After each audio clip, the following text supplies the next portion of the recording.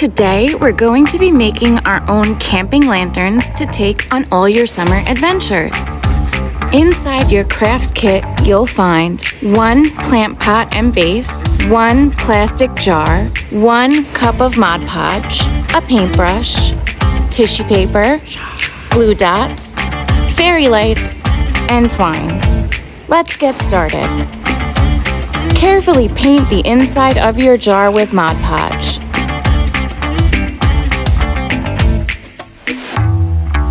Line the painted area with tissue paper pieces. Keep painting and tissue paper placing until the inside of the jar is covered.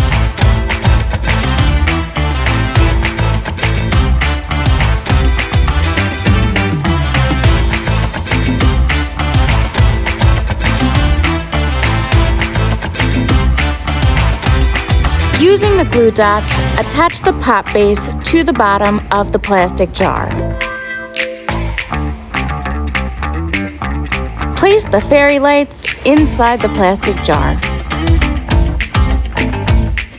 Use a glue dot to attach the battery of the lights to the outside of the jar. Then, attach the twine to the pot and attach the pot to the top of the plastic jar.